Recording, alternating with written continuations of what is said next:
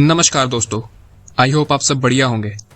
तो आज हम बात कर रहे हैं एक ऐसे वीर योद्धा की जिसने पहली आज़ादी की जंग में अंग्रेजों की हालत खराब कर दी थी।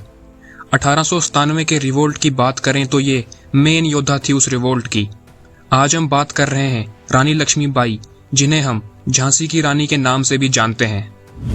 रानी लक्ष्मीबाई का जन्म 19 नवंबर 1828 को एक मराठी ब्राह्मण परिवार में मोरोपंत तांबे और भागीरथी के घर में हुआ था। इन्हें हम कई नामों से जानते हैं, जैसे कि लक्ष्मीबाई, मणिकर्णिका, मनु। इनकी माता की मृत्यु काफी जल्दी हो गई थी। उस समय मनु केवल 4 वर्ष की थी। इनके पिता पेशवा बाजीराव सेकंड के दरबार में काम करते थे। बचपन से ही उन्हें घर में ही शिक्षा दी गई थी और काफी होनहार होने के कारण घुड़सवारी, निशानेबाजी और तलवारबाजी का भी शौक था। इनका बचपन गुरु तांतिया टोपे और भाई नाना साहिब के साथ बीता था। नाना साहिब आखिरी पेशवा बाजीराव सेकंड के पुत्र थे, पर मनु इन्हें अपना भाई मानती थी। मनु के पास 3 घोड़े थे जो उन्हें बहुत प्रिय थे, जिनके नाम सारंग, पवन और बादल था।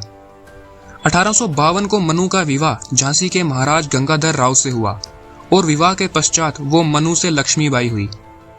विवाह के पश्चात उन्हें एक पुत्र की प्राप्ति हुई जिसका नाम दामोदर राव रखा गया, पर 4 महीने बाद ही दामोदर की बीमार होने के कारण मृत्यु हो गई।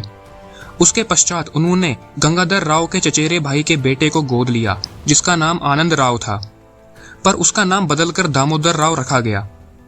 उसी समय लॉर्ड डलहौजी की डॉक्ट्राइन ऑफ लैप्स पॉलिसी शुरू हो गई थी, जिसमें गोद लिया हुआ बच्चा राजा का वारिस नहीं होगा, और ब्रिटिशर्स ने दामोदर राव को झांसी का वारिस मानने से मना कर दिया।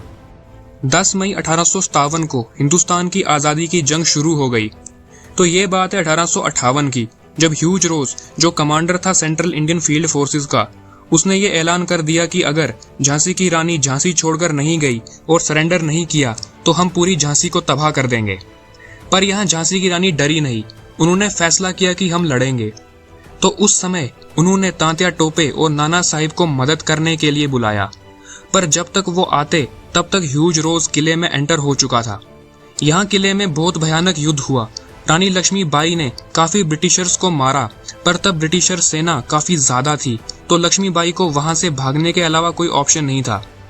तो उन्होंने दामोदर को लिया, पीठ पे बांधा और अपने प्यारे बादल घोड़े पर चढ़ के किले से कूद गई। बादल की तो वहीं मृत्यु हो गई, पर रानी झांसी वहां से बच निकलने में सफल हो गई। यहाँ ब्रिटिशर्स ने पूरी झांसी पे कब्जा कर लिया और ऐसा कहा जाता है कि उस जंग में 5000 लोगों की मृत्यु हो गई थी। झांसी से निकलने के बाद लक्ष्मीबाई कल्पी गई। वहां लक्ष्मीबाई, तांतिया टोपे और राव साहिब ने यह प्लान किया कि अब हम ग्वालियर पे कब्जा करेंगे और ग्वालियर से ही आजादी की जंग लड़ेंगे। उस समय ग्वालियर में सिंधियाओं का राज था। सिंधिया वहां से भाग गए और निकल गए आगरा और जाकर ब्रिटिशर्स से मिल गए। उसके बाद ह्यूज रोज ग्वालियर आया और 17 जून को फूलबाग ग्वालियर के पास भयानक युद्ध हुआ।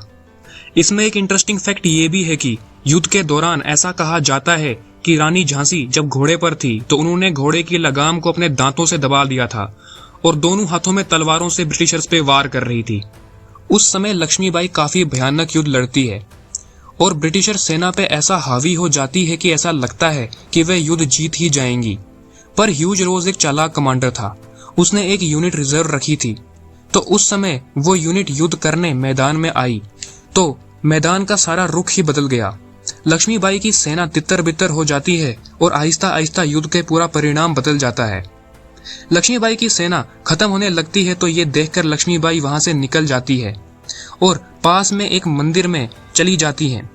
उस समय वो काफी घायल थी और पूरी बॉडी पे तलवार के वार से खून निकल रहा था। तो वहीं मंदिर में वो अपने प्राण त्याग देती हैं और मरने से पहले वहां पे कुछ लोग थे, उन्हें बोलती है कि मेरी मृत्यु के पश्चात अंग्रेजों को मेरा शरीर नहीं मिलना चाहिए। लक्ष्मीबाई की मृत्यु के बाद वही लोग लक्ष्मीबाई का अंतिम संस्कार कर देते हैं, तो यहाँ पे उनका अंत हो जाता है। तो आई होप आपको ये वीडियो पसंद आई हो, जिसमें हमने झांसी की रानी लक्ष्मीबाई के बारे में कुछ बातें जानी।